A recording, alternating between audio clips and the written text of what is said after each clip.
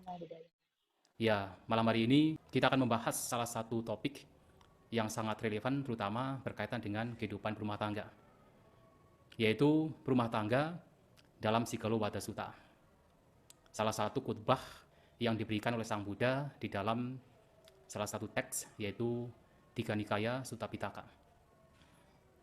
Tentu kita semua, Bapak Ibu Saudara-saudari sekalian, ingin hidup bahagia. Bahagia dalam kehidupan sekarang dan bahagia setelah kematian. Seandainya kita masih harus dilahirkan lagi.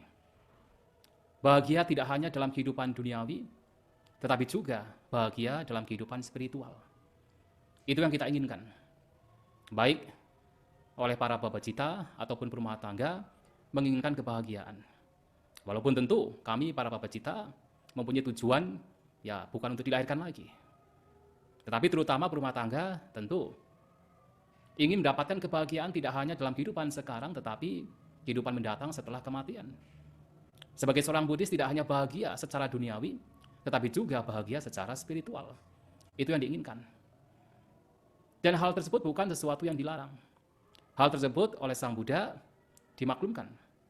Dan kita manusia berhak untuk mendapatkan kebahagiaan demikian. Dan Sigalo Wada Sutta, khutbah yang diberikan Sang Buddha kepada pemuda Sigala, berisikan tentang cara agar kita mendapatkan kebahagiaan baik secara duniawi maupun spiritual. Kebahagiaan baik dalam kehidupan sekarang semasa masih hidup dan juga kebahagiaan setelah kematian. Dan untuk itu kita hendaknya sebagai umat Buddha, apalagi sebagai berumah tangga, penting untuk mengetahui hal ini. Karena sebagai seorang Buddhis, berumah tangga Buddhis yang ideal, yang berkeinginan untuk mendapatkan kebahagiaan, Sigalo Wada Sutta ini hendaknya dipahami. Tidak hanya sekedar dipahami, tetapi hendaknya juga dipraktekkan. Nah, di sini Sang Buddha memberikan berbagai macam cara atau berbagai hal yang tidak hanya berkaitan dengan kehidupan keluarga, tetapi berkaitan dengan moral, spiritual, ekonomi, dan sosial. Bagaimana agar kita bahagia, agar Anda sebagai berumah tangga berbahagia, harus mempertimbangkan baik aspek moral, spiritual, ekonomi, dan sosial. Yang menjadi menarik di sini adalah kalau kita berbicara tentang ekonomi sosial dan spiritual atau moral spiritual, biasanya kita akan mengatakan ekonomi sosial dan spiritual. Nah, spiritual di sini mengacu pada atau dikatakan ditaruh yang di paling belakang. Artinya yang pertama ekonomi, sosial, baru kemudian mengejar spiritual. Umumnya begitu. Tetapi dalam Buddhis sedikit berbeda. Dalam Buddhis yang pertama yang harus ditekankan adalah moral, kemudian spiritual. Moral spiritual sebenarnya tidak ada. Yang mereka saling berkaitan, tidak bisa dipisahkan. Kemudian baru ekonomi dan juga sosial. Ekonomi dan sosial mereka juga saling berkaitan. Jadi bagaimana seseorang memiliki moral terlebih dahulu atau menekankan moral sebagai yang pertama, kemudian baru bagaimana seseorang juga hendaknya mempertimbangkan kehidupan secara duniawi. Mengapa bisa demikian? Karena dalam ajaran Sang Buddha, moral ini sebagai pondasi. Seseorang bisa mengejar kehidupan ekonomi, tetapi tanpa didasari dengan moral, seseorang bisa melakukan apa saja.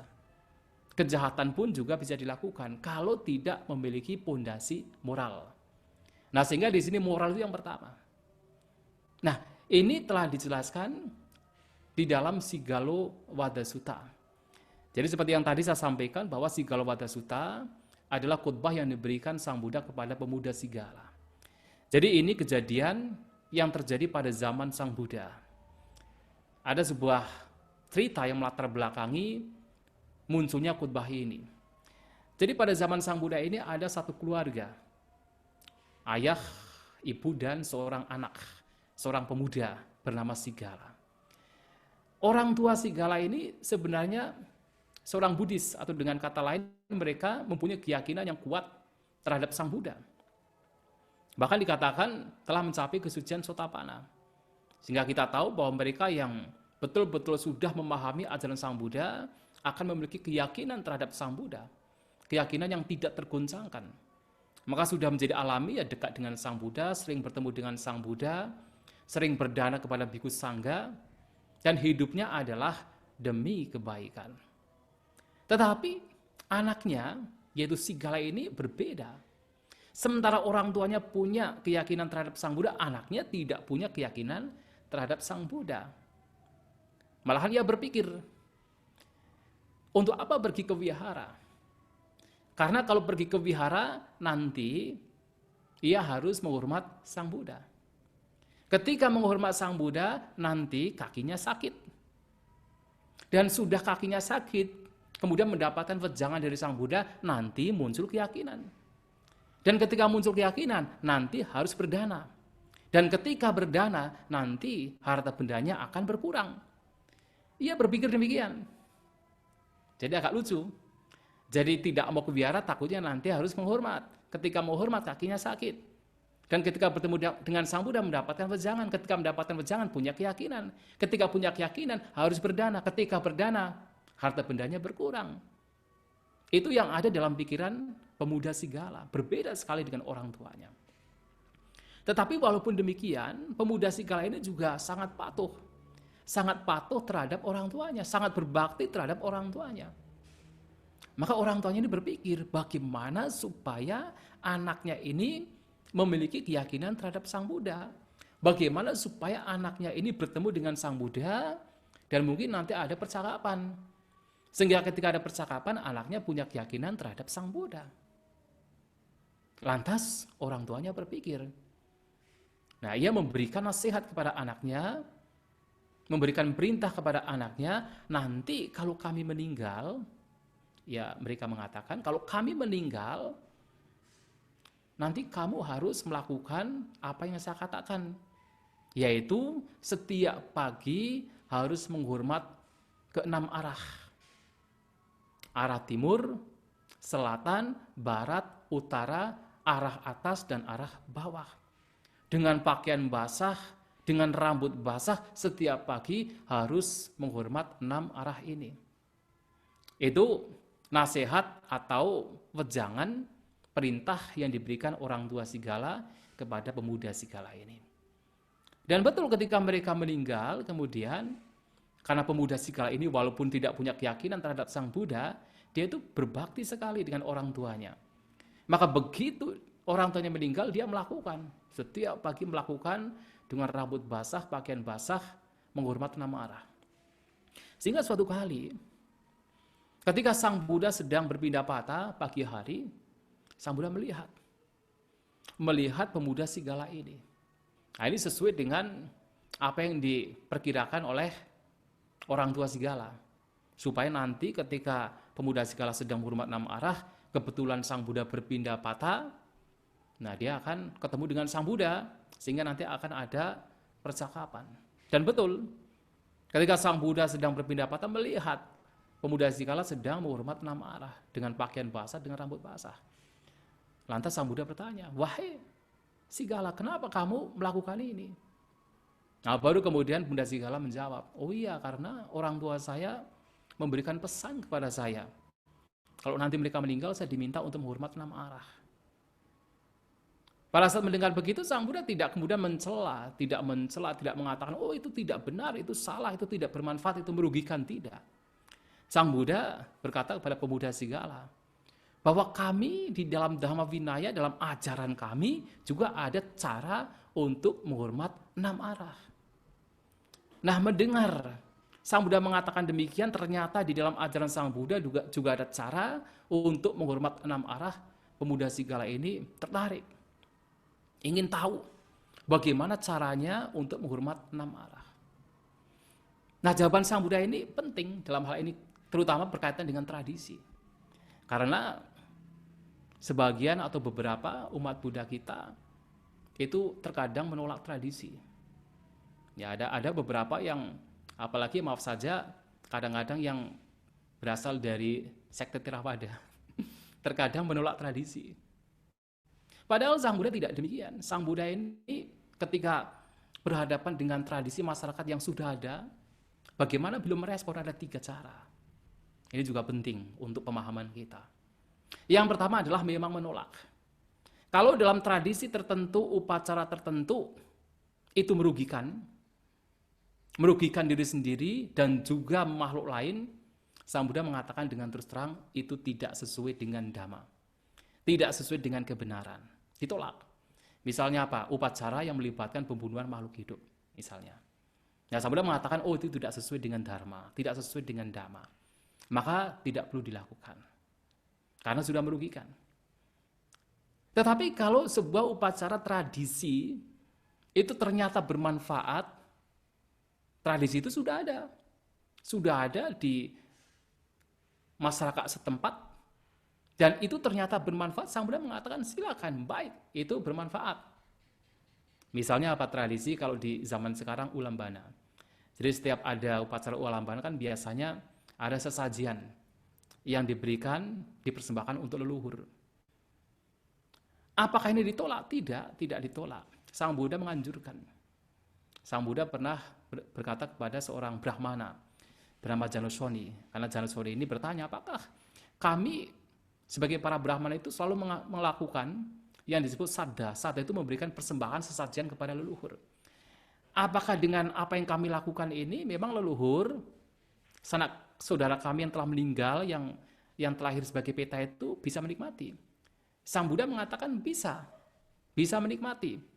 Dan diperbolehkan, tidak dilarang.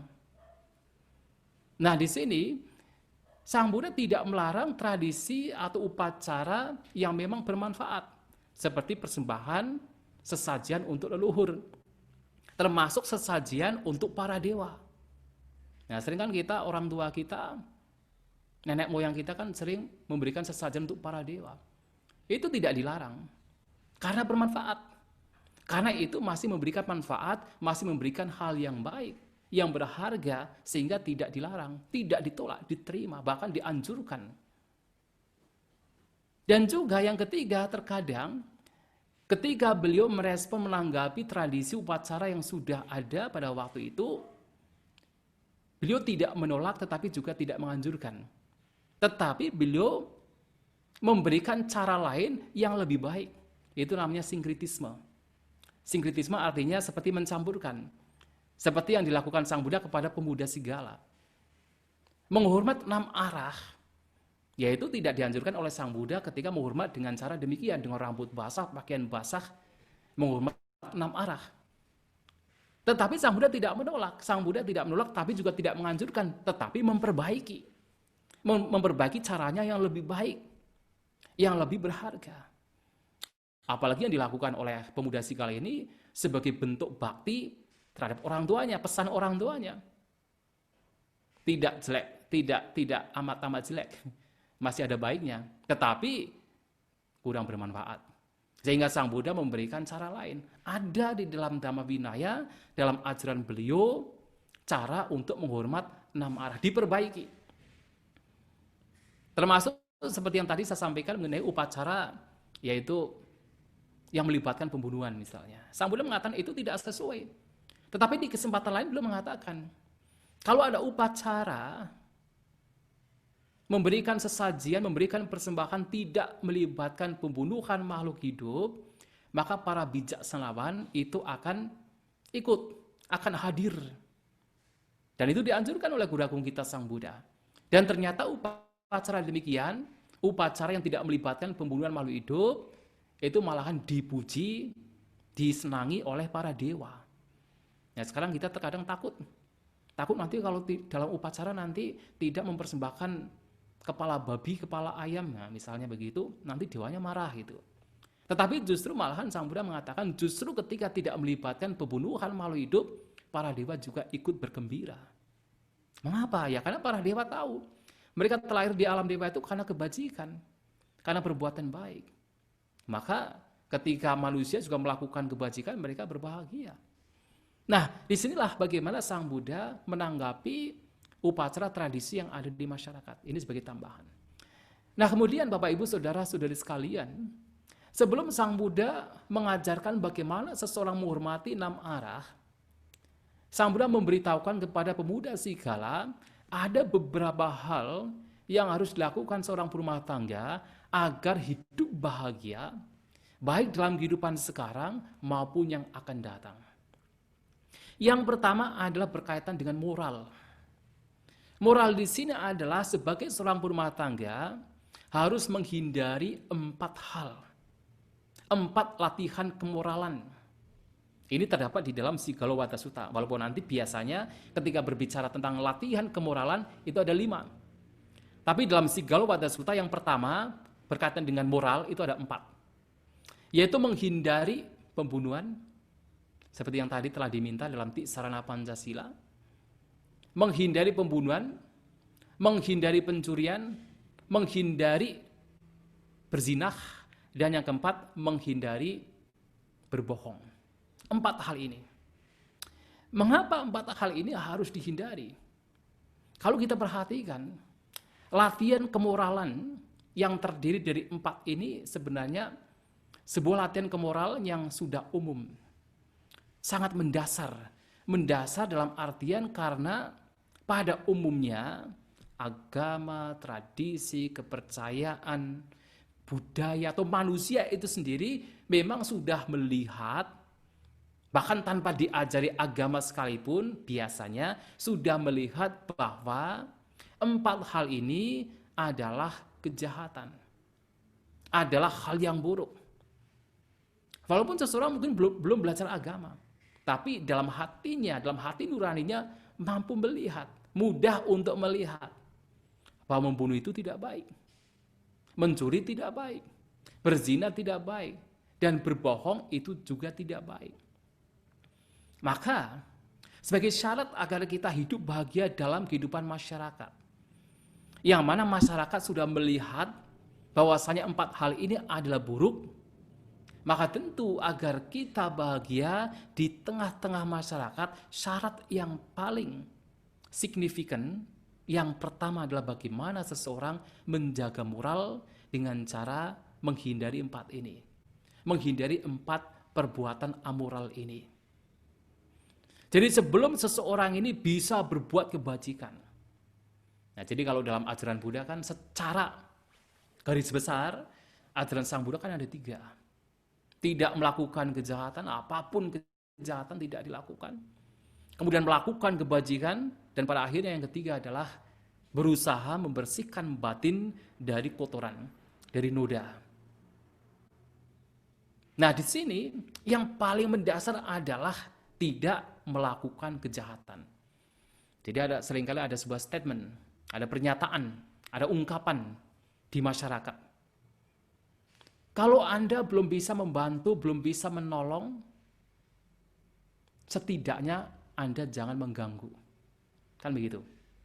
Jadi kalau kita belum bisa mampu membantu orang lain, menolong orang lain, memberikan yang terbaik untuk orang lain, paling tidak adalah tidak mengganggu orang lain. Nah, tidak mengganggu orang lain artinya adalah tidak melakukan kejahatan yang merugikan orang lain. Tidak membunuh, tidak melukai, tidak mencuri, tidak berzina, tidak berbohong, artinya tidak mengganggu orang lain. Itu yang pertama. Jadi setidaknya adalah tidak mengganggu. Kalau kita mengganggu orang lain dengan kejahatan-kejahatan yang dilakukan, itu sudah menjadi jalan bagi kita yang membawa kepada penderitaan, membawa kepada bagaimana dalam hidup bermasyarakat kita menjadi buruk. Maka syarat yang paling mendasar yang pertama adalah mempraktekkan moralitas 4 ini. Selain moralitas juga ada spiritual. Spiritual lebih pada batin. Nah, moralitas di sini lebih kepada bagaimana kita mengendalikan ucapan dan perbuatan jasmani kita. Nah, tetapi tentu seseorang bisa mengendalikan ucapan, mengendalikan jasmani itu juga karena batin. Karena batin yang terkendali, batin yang positif, batin yang terbebas dari hal-hal yang negatif, maka ucapan, perbuatan jasmaninya juga terkendali. Nah, sehingga di sini seseorang selain menghindari 4 perbuatan yang itu bisa dikatakan sebagai moral, selanjutnya seseorang harus menghindari 4 hal lainnya lagi. Nah, 4 hal lainnya lagi berkaitan dengan pikiran. Yang mana dikatakan bahwa seseorang hendaknya jangan melakukan apapun hal atas dasar keserakahan. Dengan istilah candagati. Yang pertama. Yang kedua, jangan melakukan apapun hal atas dasar kebencian, dosa gati. Yang kedua.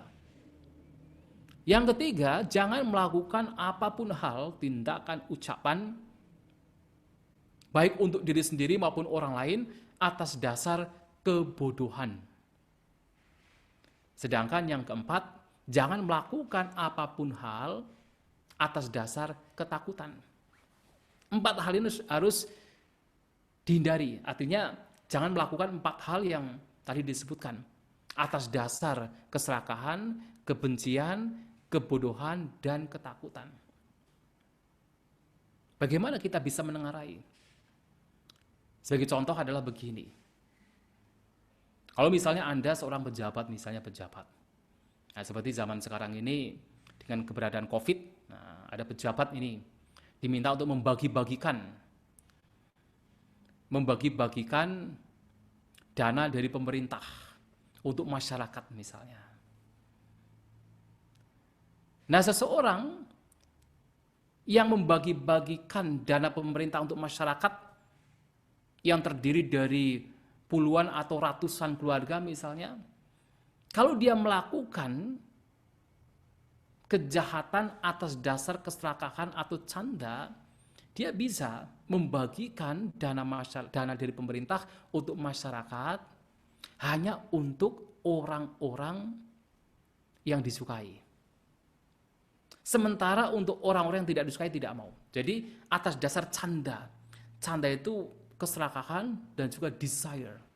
Dalam bahasa Inggris desire. Jadi karena mereka itu teman saya, mereka itu baik dengan saya, mereka itu keluarga saya, mereka itu pernah membantu saya, maka saya berikan yang banyak. Tidak sesuai dengan anjuran pemerintah. Itu kejahatan. Sementara dengan orang-orang yang tidak disukai, yang dibenci, yang dianggap musuh, akan diberikan sedikit. Malahan kalau bisa, jangan diberikan.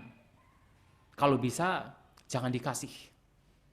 Nah, itu melakukan sesuatu atas dasar kebencian. Dosa gati. Dan bagaimana seseorang melakukan sesuatu atas dasar moha atau kebodohan. Nah, orang tersebut, misalnya pejabat tersebut misalnya, yang diberi tugas untuk membagi-bagi dana dari pemerintah untuk masyarakat, ya, tanpa mengetahui mana yang membutuhkan, mana yang tidak, pokoknya dibagi saja. Bahkan yang sebenarnya tidak membutuhkan dikasih banyak. Yang sebenarnya membutuhkan malahan diberi sedikit, misalnya begitu. Karena atas dasar kebodohan. Sementara melakukan sesuatu atas dasar ketakutan, artinya karena takut.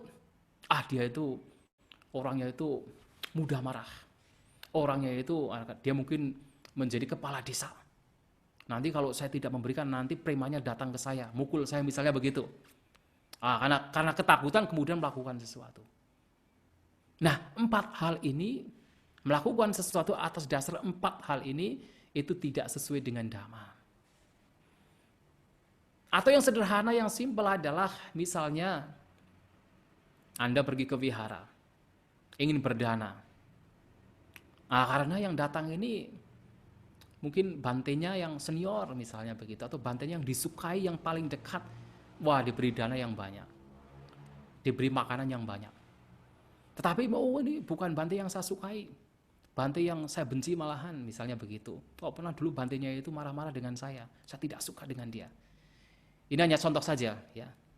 Kemudian tidak mau datang, tidak memberikan persembahan, misalnya menyokong bante tersebut atas dasar kebencian. Atau misalnya atas dasar kebodohan, yang tidak dibutuhkan diberikan, yang dibutuhkan tidak diberikan, misalnya begitu. Atau atas dasar ketakutan, takut nanti bantenya marah misalnya, sehingga melakukan sesuatu. Nah, 4 hal ini tidak sesuai. Tentu tidak hanya hal ini, banyak hal dalam kehidupan kita. Cobalah, dalam kita melakukan sesuatu, anjuran Sang Buddha adalah kita melihat ke dalam batin kita. Kita melihat apakah misalnya pada saat kita belum melakukan sesuatu, kita belum berucap, kita belum berbuat. Sebelum berucap, sebelum berbuat, cobalah dipikirkan. Cobalah kita renungkan. sekiranya yang saya ucapkan ini, yang akan saya perbuat ini, muncul dari kotoran batin atau tidak. Muncul dari keserakahan, kebencian, kebodohan, atau dari ketakutan. Kalau ternyata itu muncul dari kotoran batin, cobalah untuk melenyapkan terlebih dahulu. Baru kemudian kita berucap. Baru kemudian kita berbuat. Tetapi kalau tahu bahwa ternyata betul-betul murni, betul-betul yang akan kita berbuat, yang akan kita ucapkan itu baik, bukan karena keserakahan, bukan karena kebencian, kebodohan, bukan karena ketakutan, betul tujuannya adalah baik, maka lakukan.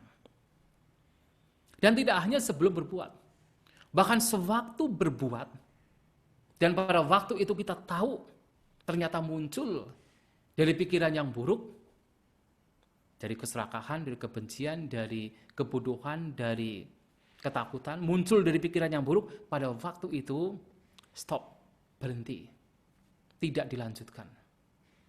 Dan kalau tahu bahwa itu adalah baik, lanjutkan. Itu anjuran Sang Buddha.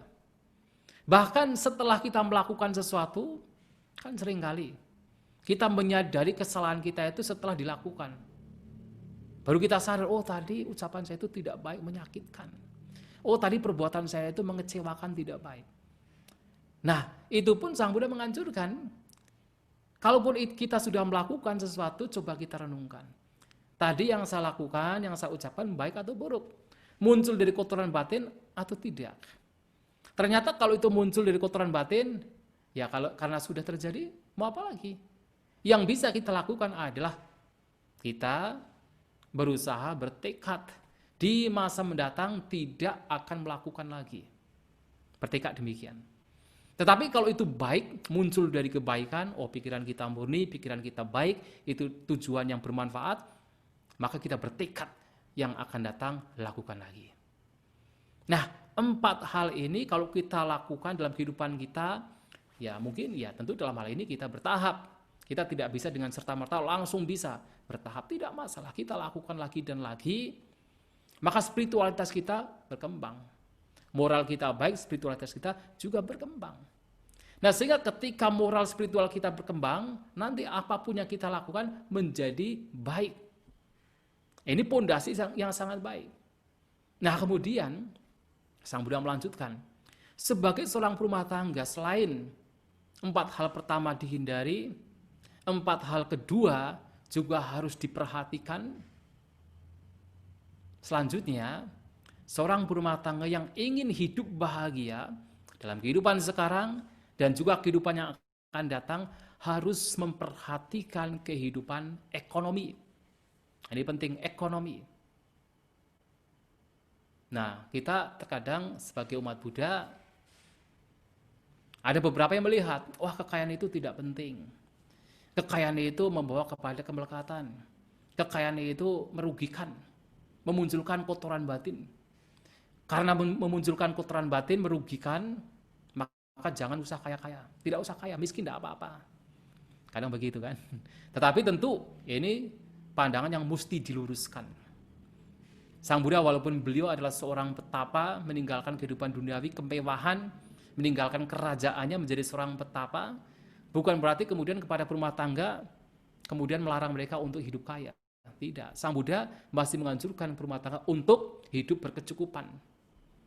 Beliau pernah mengatakan begini, Dali dayang bikawe dukkalo kasming kama bukino. Wahai para biku, kemiskinan adalah penderitaan bagi mereka yang menikmati kesenangan indera, atau dengan kata lain, bagi mereka yang hidup berumah tangga. Kemiskinan adalah kekayaan, kemiskinan adalah penderitaan. Nah karena melihat bahwa kemiskinan adalah penderitaan, dan tentu sebagai berumah tangga akan mengalami, kalau tidak punya kekayaan, tidak punya materi, tidak tercukupi, tidak bisa menyekolahkan anaknya, tidak punya shelter, tidak punya rumah, tidak bisa bayar pajak, wah menderita sekali. Maka Sang Buddha mengajarkan berumah tangga untuk mengumpulkan kekayaan. Tetapi bedanya adalah, kalau seseorang sudah memiliki pondasi moral spiritual, maka kekayaan yang akan dikumpulkan juga dari hasil kerja keras yang baik, bukan dari kejahatan, bukan dari pembunuhan, bukan dari mencuri, dari korupsi, bukan dari berbohong, tetapi dari pekerjaan yang baik. Itu bedanya. Kalau sudah memahami ajaran Sang Buddha, sudah mempraktikkan kehidupan bermoral, maka mencari kekayaan juga dengan cara yang baik. Nah, di dalam Sigalo Wada Sutta ini, Sang Buddha memberitahukan kepada pemuda Sigala dalam kehidupan berekonomi agar ketika seseorang dalam upaya mengumpulkan kekayaan, kekayaan yang sudah ada itu bisa berkembang, yang belum ada itu bisa muncul, maka ada 6 hal. Jadi ada 6 hal yang harus diperhatikan, terutama 6 hal yang harus dihindari. Jadi kalau Bapak Ibu saudara-saudari sekalian berumah tangga, ya ingin hidup makmur dalam kehidupan berekonomi, ya 6 hal ini harus dihindari. Agar yang kekayaan yang sudah ada bisa berkembang, yang belum ada itu bisa muncul. 6 hal harus dihindari. Yang pertama adalah jangan suka mabuk-mabukan. Yang kedua, jangan suka keluyuran malam di jalan pada waktu yang tidak tepat, keluyuran malam-malam. Yang ketiga, jangan suka berjudi. Jangan suka berjudi. Yang keempat, jangan suka melihat tontonan pertunjukan. Kalau zaman sekarang misalnya suka ke bar, misalnya begitu. Ya. Nah, yang kelima, jangan berteman dengan orang-orang yang tidak benar. Berteman dalam hal ini artinya mengikuti cara hidup mereka. Kalau punya kenalan dengan misalnya orang yang tidak benar, ya itu masih wajar. Tetapi kalau sampai mengikuti cara hidup mereka, itu berbahaya. Itu juga satu cara atau satu hal yang membawa kepada lenyapnya kekayaan yang sudah dikumpulkan. Dan yang keenam adalah jangan bermalas-malasan. 6 ini. 6 ini harus dihindari. Kalau 6 ini tidak dihindari, maka kekayaan yang sudah ada itu akan lenyap, yang belum ada apalagi tidak akan muncul. Mengapa bisa demikian? Ya sebagai contoh misalnya kalau orang suka mabuk-mabukan. Kalau orang itu suka mabuk-mabukan, orang demikian itu biasanya tidak dipercaya. Ya kan, tidak dipercaya oleh orang lain. Padahal dalam kehidupan bermasyarakat, dalam kehidupan ekonomi harus punya apa? Harus punya teman-teman yang bisa dipercaya. Artinya harus punya teman-teman yang nantinya bisa bagaimana bersama-sama mengembangkan ekonomi. Harus punya teman. Tetapi kalau kita tidak dipercaya karena suka mabuk-mabukan, ya bagaimana kita bisa mendapatkan teman bisnis misalnya begitu. Karena tidak punya teman bisnis, ya sulit untuk berkembang. Dan juga orang suka mabuk-mabukan itu banyak penyakit. Dan orang suka mabuk-mabukan itu banyak penyakit. Apalagi kalau misalnya mabuknya sekarang kan tidak, itu malahan berbeda dari zaman dulu. Kalau zaman dulu biasanya mabuknya ya umumnya dari alkohol. Kalau sekarang sudah ditambah lagi. Dengan apa? Dengan sabu-sabu, dengan heroin. Oh, itu lebih parah lagi. Orang demikian kita tahu bahwa orang yang suka ya mabuk-mabukan dengan cara demikian kan banyak sekali. Kalau sudah ketagihan kemudian sementara dia tidak bisa bekerja, kemudian apa yang sudah ada dijual habis-habisan. Akhirnya ya kekayaan berkurang, bahkan bisa hancur lebur lenyap. Dan orang suka mabuk-mabukan selain yaitu banyak penyakitan, ya. Jadi kalau orang banyak penyakitan kan memang ya sulit bekerja. Orang bisa mengumpulkan kekayaan ketika badan fisik sehat. Kalau fisiknya banyak penyakit, ya sulit bekerja. Bagaimana bisa mengumpulkan kekayaan? Dan juga selain itu, orang yang suka mabuk-mabukan biasanya, bukan biasanya dan pasti, pikirannya itu, intelektualitasnya itu berkurang. Tidak punya misi visi yang jelas ke depannya itu bagaimana. Sehingga apa, tidak punya manajemen yang bagus dalam mengelola uang yang sudah ada, kekayaan yang sudah ada. Karena pikirannya itu menjadi error. Orang suka mabuk-mabukan, apalagi kalau zaman sekarang terkena ganja, heroin, sabu-sabu kan jadi error kan. Nah, bagaimana dia punya misi visi yang bagus, bagaimana dia bisa mengelola keuangannya, bisa memanage keuangannya. Sehingga apa? Merosot. Maka mabuk-mabukan harus dihindari. Termasuk adalah berjudi, juga sama. Orang yang suka berjudi ini ya jelas tidak akan dipercaya oleh orang lain. Dan kalau tidak dipercaya oleh orang lain, bagaimana kemudian dia misalnya suatu saat ingin mengembangkan bisnisnya dan tidak punya modal, nah kemudian meminta tolong temannya untuk memberikan modal, temannya tidak akan percaya. Paling-paling dia juga digunakan untuk mabuk-mabukan. Kan begitu. Karena tidak dipercaya, bagaimana dia mendapatkan modal dari temannya dan bagaimana dia bisa mengembangkan bisnisnya. Nah, sehingga mabuk-mabukan di sini juga, maksudnya berjudi di sini juga harus dihindari. Selain berjudi di sini, juga memberikan dampak yang negatif. Ketika menang banyak musuh, ketika kalah harta bendanya habis, dan pada akhirnya harta bendanya memang habis, dan juga ya tadi tidak dipercaya oleh orang lain. Bahkan dalam Sigalowata Sutta Sang Buddha mengatakan juga orang yang suka berjudi itu tidak disukai oleh orang tua yang sedang mencari menantu. Nah, jadi kalau di sini ada muda-mudi yang ingin menikah, nah, supaya disukai mertua, calon mertua, ya harus hindari berjudi. Kalau suka berjudi, orang tua, calon mertuanya tidak suka, tidak bisa dipercaya, khawatir. Bagaimana nanti anaknya bisa hidup bahagia kalau misalnya menantunya itu suka berjudi. Jadi tidak disukai. Nah, ini selain juga membawa kepada lenyapnya kekayaan. Termasuk keluyuran malam juga sama. Orang suka keluyuran malam di sini ya selain anak istrinya, keluarganya itu tidak terjaga, harta bendanya juga tidak terjaga. Dan apalagi kalau suka keluyuran malam, malam-malam keluyuran ke bar misalnya, suka ke sana, biasanya kan malam-malam sudah tidak bekerja, main-main, kemudian siangnya apa? Siangnya yang ngantuk, malas. Karena malas tidak bekerja, karena tidak bekerja, bagaimana kekayaan bisa berkembang? Tetapi tentu keluyuran malam di sini berbeda dengan orang yang bekerja malam. Berbeda, kalau bekerja malam berbeda. Karena ada orang-orang kan punya pekerjaan yang memang dikerjakan pada malam hari. Misalnya apa? Jadi punya perusahaan di Amerika. Nah, sehingga di sini itu malam, di sana siang, maka kerjanya malam hari di sini. Ada yang begitu. Itu berbeda.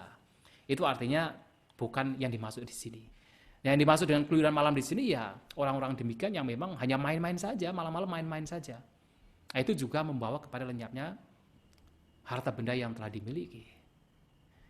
Dan apalagi kalau seseorang itu bermalas-malasan, pasti. Karena salah satu yang membawa seseorang mendapatkan kekayaan yang diinginkan adalah ketekunan. Sambil mengatakan uddhana sampada.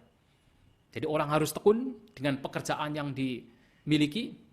Setelah tekun kemudian menjaga kekayaan yang sudah diperoleh, memiliki teman-teman yang baik, dan mampu memanage keuangan juga dengan baik. 4 hal ini. Yang pertama adalah ketekunan. Nah, sehingga kemalasan harus dihindari. Jangan kemudian, masih terlalu pagi, nanti sajalah kalau sudah siang. Sudah terlalu siang, malas masih terlalu lapar, masih terlalu kenyang, masih terlalu panas, masih terlalu dingin. Banyak alasan. Pekerjaan yang harusnya dikerjakan, tidak dikerjakan.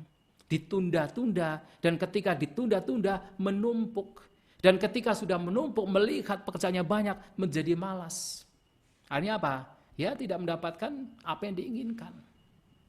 Ini juga harus dihindari. Dan juga tentu adalah berteman dengan orang yang tidak baik. Itu juga harus dihindari. Karena ya kalau kita berteman dengan mereka-mereka yang tidak baik, yang suka berjudi, suka mabuk-mabukan, suka main perempuan, ya lama-kelamaan juga ikut-ikutan. Mereka mengajak-mengajak. Pada akhirnya ya terjerumus ke dalam hal yang buruk. Maka Sang Buddha pernah mengatakan juga bahwa salah satu yang membawa kepada keruntuhan, membawa kepada deklinasi para bawa, itu adalah akkaduto, suraduto, ittiduto. Ketika seseorang mabuk, addicted, atau katakan ya addicted dengan berjudi, addicted dengan perempuan, suka main perempuan, dan juga suka mabuk-mabukan suraduto. Nah, di sini bisa terjadi kalau seseorang mempunyai pergaulan yang terlalu bebas. Makanya dalam Buddhis, kalyanamita itu penting. Teman yang baik itu penting. Salah satu syarat ketika seseorang sedang berusaha untuk mengembangkan ekonomi. Dan juga terlalu banyak melihat pertunjukan, pokoknya nonton sana, nonton sini. Ya pertunjukan di sini tidak harus kita keluar. Sekarang gampangnya adalah dengan keberadaan media sosial, dengan keberadaan misalnya YouTube dan sebagainya, yang memberikan berbagai macam kesenangan indera. Ya, kalau seseorang kemudian sepanjang hari yang ditonton, yang dilihat adalah YouTube misalnya, tugas-tugas yang penting yang harus dilakukan juga akan terbengkalai, akan tertunda. Sehingga apa? Tidak dikerjakan. Maka dalam hal ini juga harus jangan sampai terjerumus dalam hal tersebut. Ya ada waktunya seseorang kemudian berumah tangga, ada waktu tertentu untuk misalnya refreshing. Tetapi kalau sepanjang hari refreshing dalam artian, wah sepanjang hari yang dilihat YouTube saja misalnya begitu, atau main game terus begitu. Ya pekerjaan yang harus dikerjakan tidak dikerjakan, pada akhirnya ekonomi yang mesti dikembangkan tidak akan diperoleh. Maka 6 hal ini harus dihindari. Nah ketika 6 hal ini dihindari, tentu orang menjadi tekun. Kekayaan yang diperoleh kemudian juga akan terjaga dengan baik. Dan karena punya teman-teman yang baik, maka akan mendukung. Dan karena dia tidak suka mabuk-mabukan, maka pikirannya menjadi jernih, mampu memanage dengan baik keuangan yang dimiliki. Menjadi berkembang dan berkembang. Dan Sang Buddha dalam Sigalowada Sutta juga mengatakan, ketika seseorang mendapatkan kekayaan dengan cara yang baik, berkembang, maka kekayaan tersebut harus dimanage dengan baik. Jadi ada dikatakan, satu porsi dibagi menjadi 4 porsi kekayaannya. Satu porsi dinikmati. Satu porsinya lagi disimpan. Siapa tahu ada kebutuhan mendadak. Misalnya sakit mendadak. Misalnya ada musibah. Nah, sehingga membutuhkan untuk membangun rumah kembali misalnya karena musibah longsor misalnya begitu. Nah, jadi satu porsi dinikmati, satu porsi disimpan. Sedangkan 2 porsi digunakan untuk mengembangkan bisnis. Jadi dibagi menjadi 4. Ya tentu ini sebagai ya tidak katakan kaku begitu, tetapi juga paling tidak adalah Sang Buddha ingin mengingatkan kepada berumah tangga bahwa ada porsi-porsi yang memang harus dipisah-pisah gitu kan. Jadi ada yang dinikmati, ada yang disimpan, ditabung, ada yang memang digunakan untuk mengembangkan bisnis. Nah, satu porsi dinikmati. Nah, menikmati ini salah satu sebenarnya tidak hanya menikmati untuk diri sendiri. Jadi Sang Buddha itu mengatakan, ketika orang mendapatkan kekayaan, jangan dinikmati untuk dirinya sendiri saja. Tapi dinikmati selain dirinya sendiri juga dinikmati untuk orang lain. Maka dikatakan, ketika orang mendapatkan kekayaan dengan cara yang baik, pertama adalah attanang suketi pineti. Harus memberikan kebahagiaan, kepuasan untuk diri sendiri. Tetapi tidak untuk diri sendiri saja. Selain untuk diri sendiri adalah mata pitaro suketi pinati. Memberikan kebahagiaan, kepuasan untuk orang tua. Selain orang tua, diri sendiri orang tua, kemudian siapa lagi? Putra darasa suketi pinati. Memberikan kepuasan, kebahagiaan untuk anak dan istri. Siapa lagi? Ati tinang suketi pinati. Memberikan kepuasan, kebahagiaan untuk tamu yang datang. Jadi artinya, satu porsi yang dinikmati ini tidak hanya dinikmati untuk diri sendiri, tetapi bagaimana juga hendaknya digunakan untuk melakukan kebajikan. Memberikan kebahagiaan, kepuasan juga untuk orang lain. Itu hendaknya juga dilakukan. Jadi tidak hanya dinikmati untuk dirinya sendiri saja, tapi juga dilakukan, diberikan untuk kebajikan. Dinikmati untuk orang tua, anak istri, kemudian kerabat, tetangga, siapapun yang membutuhkan, itu juga, kalau memang mampu, itu juga diberikan kepada mereka. Nah dengan demikian, ekonomi dan spiritual ini juga berkembang, berjalan seiring sejalan. Tidak hanya sekedar ekonomi, tetapi spiritualnya juga berkembang. Karena dengan membantu orang lain juga, seseorang sebenarnya sedang melatih diri untuk melepaskan keserakahan, kemelekatan, kekikiran. Itu adalah spiritual. Nah, jadi moral, spiritual, ekonomi penting sebagai seorang berumah tangga. Dan selain ekonomi, tadi saya mengatakan di depan sekali, sosial. Kesejahteraan sosial juga harus diperhatikan. Nah, kesejahteraan sosial di sini harus dimulai dari keluarga. Sosial kan masyarakat artinya ya keluarga dan juga tetangga, lingkungan sekitar. Nah, harus dimulai dari keluarga. Jadi ajaran Sang Buddha ini sebenarnya sangat lengkap. Jadi kan orang kalau belajar ajaran Sang Buddha itu terkadang hanya mengartikan bahwa ajaran Sang Buddha itu identik dengan sekedar datang ke wihara, meditasi, kemudian praktek-praktek yang sifatnya itu spiritual di wihara. Tapi sebenarnya tidak. Ajaran Sang Buddha itu juga dimulai dari keluarga sendiri. Mengelola dengan baik dirinya sendiri, mengelola dengan baik ekonomi, mengelola dengan baik keluarganya sendiri, itulah ajaran yang diberikan oleh Sang Buddha. Maka dalam kehidupan sosial, bagaimana seseorang hidup bahagia, hidup rukun, hidup tentram dalam kehidupan sosial, itu pun juga dimulai dari keluarga. Jadi, pertama tentu diri sendiri. Karena moral, spiritual, itu diri sendiri. Tapi kemudian dari pondasi itulah kemudian disebarkan untuk yang terdekat, yaitu keluarga. Nah, di dalam Sigala Sutta di sini kemudian Sang Buddha menjelaskan kepada pemuda Sigala. Jadi setelah punya moral, kemudian memiliki spiritualitas, menghindari 4 yang tadi di depan, 4 hal, kemudian juga ekonomi juga berkembang, maka kemudian seseorang juga harus menghormati 6 arah. Nah, 6 arah di sini itu bukan arah secara harfiah, yaitu arah barat, timur, selatan, timur, atas, bawah, tidak demikian. Tapi arah di sini mengacu pada orang-orang yang ada di sekitar. Jadi menghormati arah timur itu adalah menghormati orang tua. Jadi arah timur itu disebut Purattima. Purattima itu arah timur. Mengapa orang tua? Ya karena arah timur itu identik dengan apa? Kelahiran, matahari terbit. Nah, orang tua itu adalah identik dengan matahari yang menerbitkan kita. Artinya seseorang yang membuat kita lahir. Maka menghormati orang tua adalah menghormati arah timur. Menghormati arah timur adalah menghormati orang tua. Tentu menghormati orang tua di sini adalah dengan melakukan tugas kewajiban anak terhadap orang tua secara baik. Tidak dengan misalnya anjali-anjali saja, tetapi bagaimana melakukan tugasnya dengan baik. Menyokong orang tua, karena selama kita hidup dari kecil, dari kandungan, kita kuliah, kita sekolah kuliah, kita disokong oleh orang tua, maka tugas anak adalah menyokong orang tua. Ketika orang tua masih memiliki pekerjaan, tugas anak adalah melakukan pekerjaan yang dimiliki oleh orang tua, membantu pekerjaan orang tua.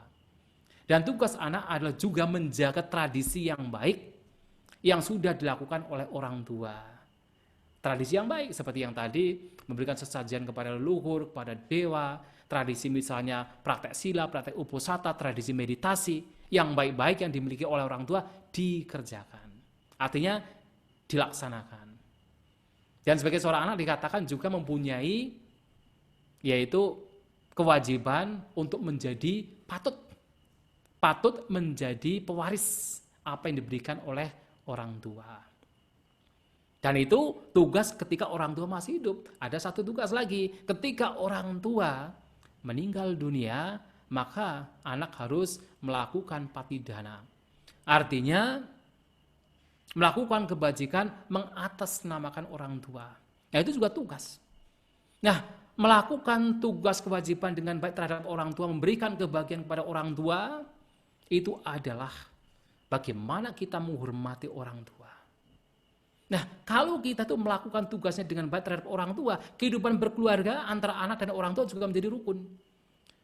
Yang membawa kepada perpecahan, pertengkaran, perselisihan antara anak dan orang tua adalah karena tidak saling mengerti, tidak melakukan tugas kewajibannya dengan baik. Nah, tentu di sini orang tua juga punya tugas kepada anak, yaitu apa? Tugas orang tua terhadap anak adalah 2 yang pertama berkaitan dengan moral. Jadi, papa niwe ranti, kaliane niwe santi. Jadi, menghindarkan anaknya dari perbuatan yang buruk, perbuatan yang jahat, dan mendorong anaknya dalam kebajikan. Itu tugas yang paling penting orang tua terhadap anak. Memberikan pondasi moral. Jadi seperti yang tadi dari depan saya katakan bahwa ajaran Sang Buddha itu selalu menitik beratkan moral terlebih dahulu, baru kemudian ekonomi. Walaupun pada akhirnya bisa berjalan seiring seimbang, tetapi moral itu menjadi dominan yang pertama. Nah, sehingga tugas orang tua yang pertama dan kedua adalah berkaitan dengan moral. Bagaimana katakan menjamin anaknya jangan sampai terjerumus ke dalam kejahatan, dan bagaimana anaknya didorong, dimotivasi untuk melakukan kebajikan. Baru kemudian Sipang Sikapenti mengajarkan anak di dalam keterampilan. Keterampilan di sini berbagai macam keterampilan, bagaimana bisa mencari uang, bagaimana bisa mengumpulkan materi, bagaimana supaya bisa survive. Itu yang ketiga. Baru kemudian juga mencarikan jodoh.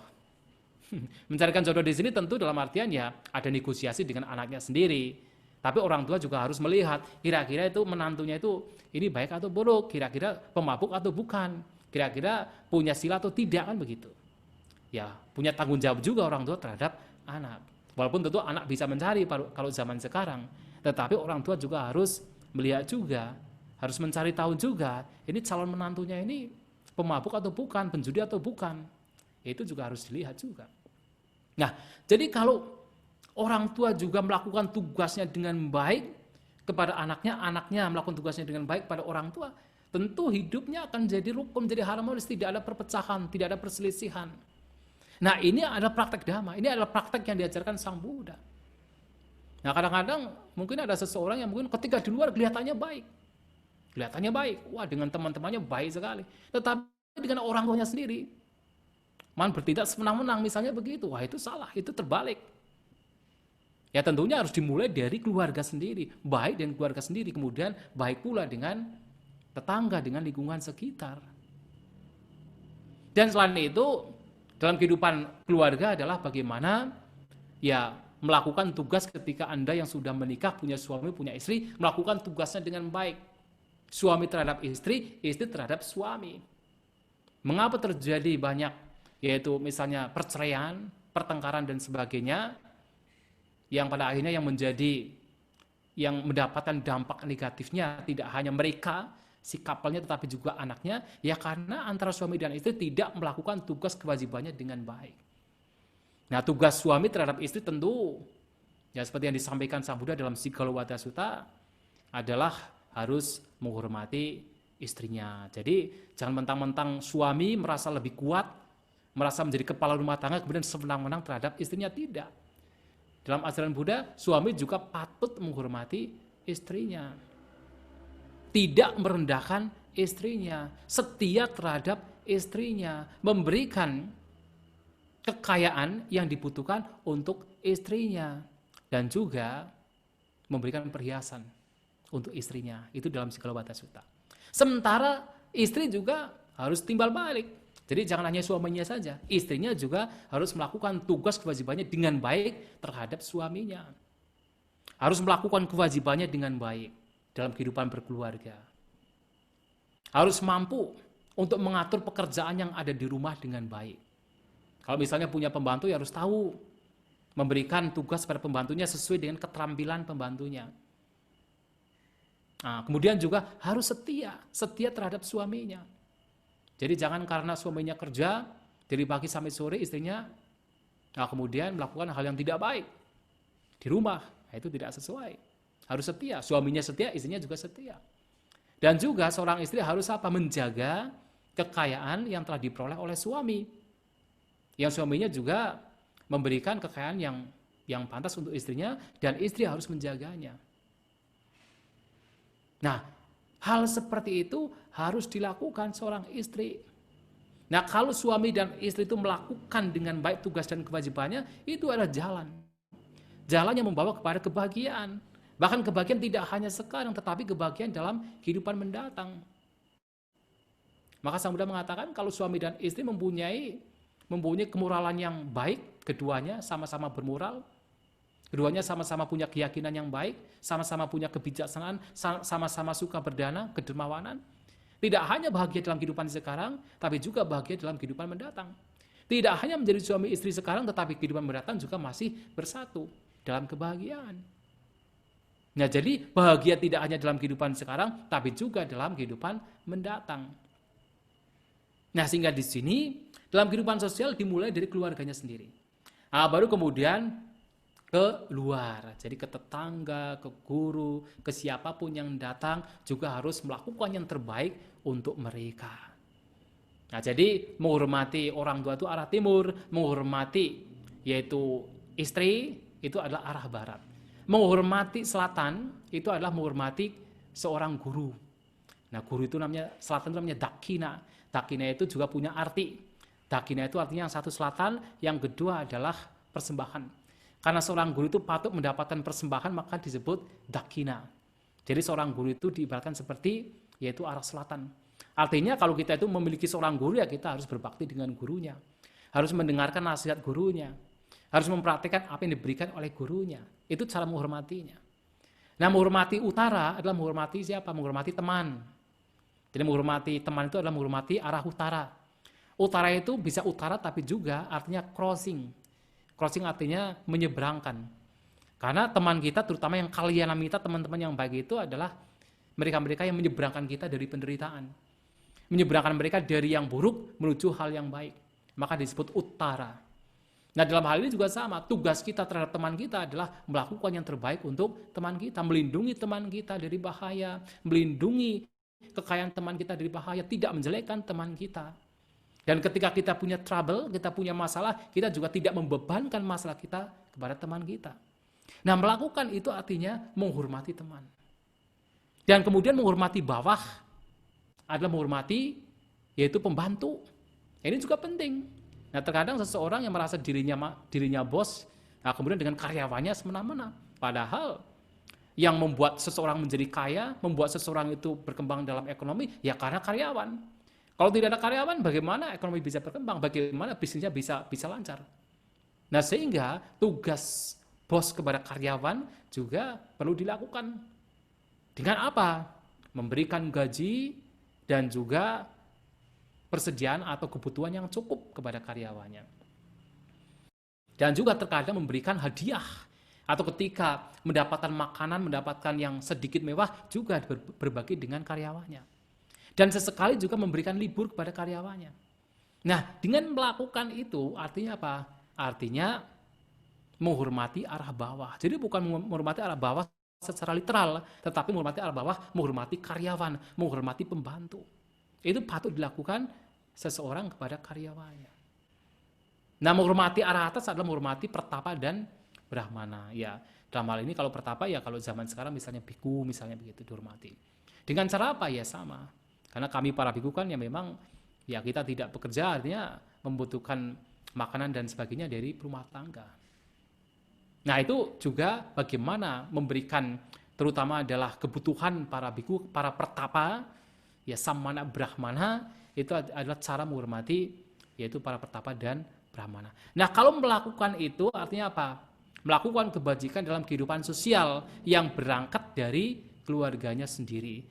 Nah, sehingga Bapak Ibu, saudara-saudari sekalian, dalam Sigalo Wada Sutta ini Sang Buddha telah memberikan penjelasan yang sangat luar biasa agar Anda sekalian sebagai berumah tangga hidup bahagia di sini dan juga di alam mendatang, baik duniawi maupun spiritual, dengan cara yaitu menghindari 4 perbuatan yang buruk dan juga tidak melakukan 4 perbuatan lainnya yang didasari oleh canda, dosa, moha, dan bahaya, dan juga menghindari 6 hal yang membawa kepada lenyapnya kekayaan yang telah dimiliki. Dan pada akhirnya adalah bagaimana Anda sekalian melakukan tugas dan kewajibannya dalam kehidupan sosial yang dimulai dari keluarganya sendiri. Melakukan tugas kewajibannya terhadap orang tua, anak terhadap orang tua terhadap anak, suami terhadap istri, istri terhadap suami, dan seterusnya. Dengan cara demikian, tentunya kebahagiaan akan diperoleh di sini dan yang akan datang setelah kematian, duniawi maupun spiritual. Itulah bisa dikatakan sebagai perumah tangga Buddhis yang ideal, yang sesuai dengan apa yang disabdakan Sang Buddha di dalam Sigalo Wada Sutta.